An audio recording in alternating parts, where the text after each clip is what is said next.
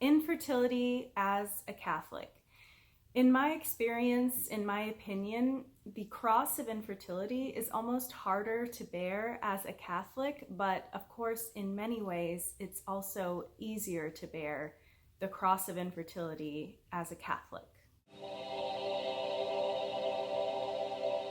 First of all, thank you so much for joining me here on the Gracefully Catholic channel. Secondly, please bear in mind that the topic of infertility is so difficult to talk about, so please forgive me if this video is all over the place. Also, if you want to watch more videos on this topic, make sure to subscribe to my channel, Everyday Catholic. I just posted about self-administering HCG shots, which I had so much difficulty doing, and soon I plan to share about an hour-long conversation that I had with the ethics director of the St. Paul VI Institute. And if you are interested in the topic of infertility, I highly recommend that you check out that video that I will be putting up soon. So I've been on YouTube for over a year now, so I felt that it was time that I talked about my infertility. Honestly, I had hoped that I would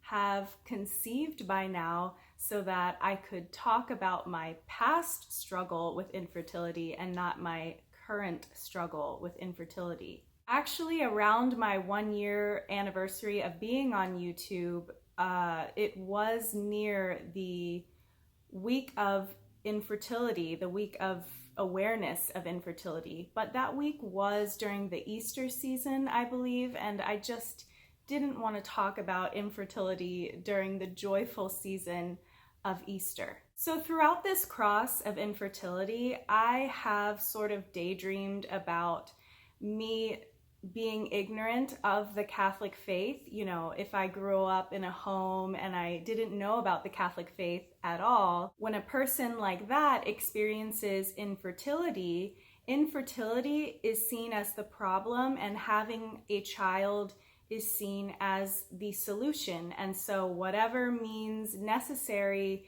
to conceive or then to adopt or foster is seen as the solution. And so a person like that can do any procedure, anything that they want to do. Also, a person who doesn't know Jesus's church, I feel, can sort of navigate social situations a little better if they are experiencing infertility, because in our culture today, if a married couple does not want children ever, that is pretty accepted in our culture today. So even if, you know, a couple truly does desire a child and they have that cross of infertility, they can sort of hide and they don't have to share that deep desire and pain that they have from their cross of infertility, and they can sort of navigate their lives in a different way. I've even experienced this a little bit around friends who are not Catholic, and I'm very comfortable with them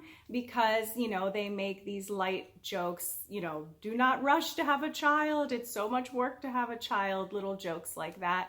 And it almost softens the pressure of, you know, wanting a child. I hope I'm explaining that well. In those few ways, it's almost harder to be infertile and Catholic, because as a married, devout Catholic, there is no question that, of course, I am open to life. Otherwise, I would not have married in the Catholic Church and agreed to accept the blessing of children from God if I am blessed with children. So those who truly know me, of course, know that I want children, because I'm Catholic, and Catholics know that we are created to be fruitful and to multiply, and we have this deep, profound respect for the dignity of all human life and how miraculous it is that we humans get to co-create with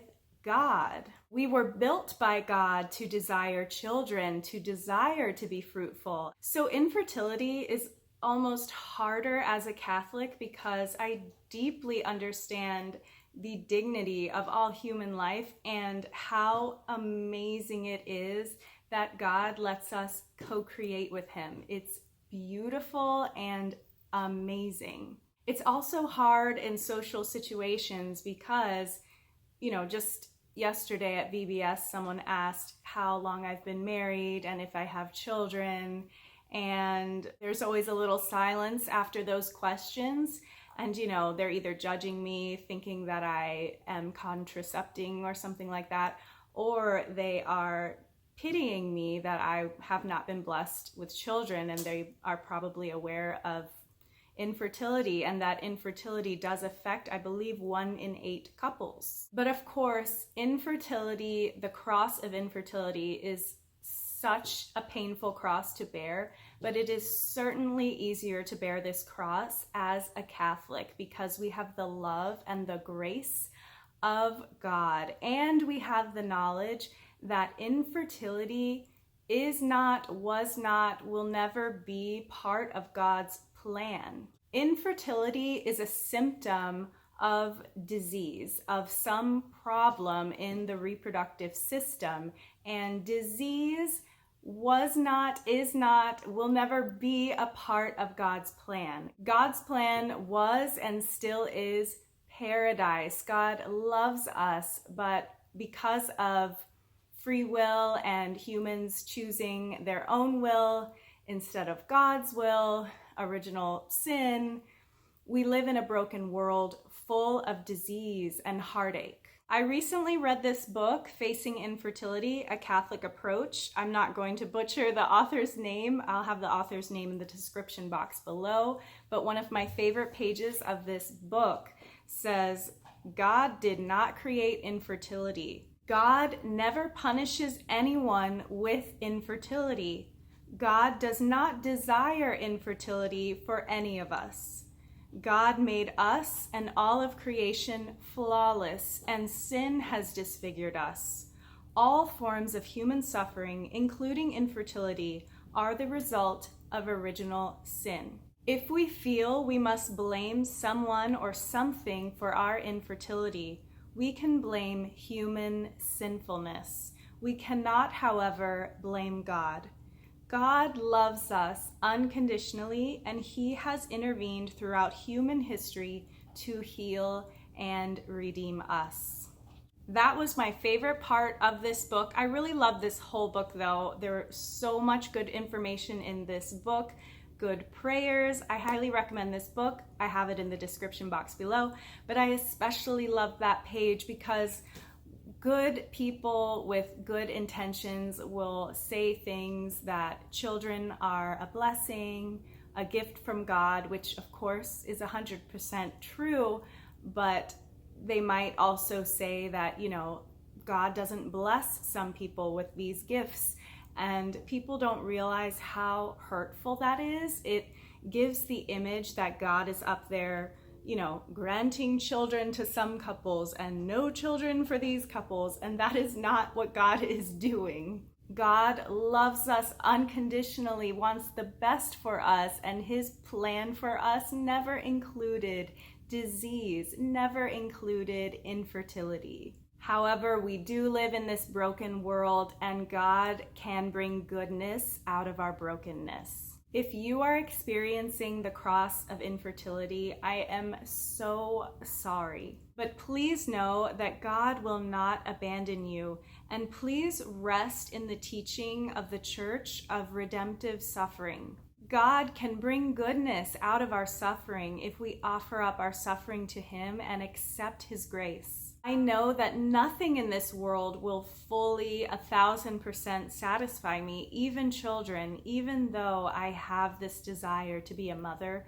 I know the only thing that will fully satisfy me, that will fully fulfill my desires and my heart is God and his grace and his love. So every morning I pray for God to help me to love his will, not my will. Please subscribe to my channel for more on this topic. And if you are grieving infertility, I am praying for you. I am so sorry. And please know, God loves you so much. Lean on Him during this time in your life. God bless you. Bye.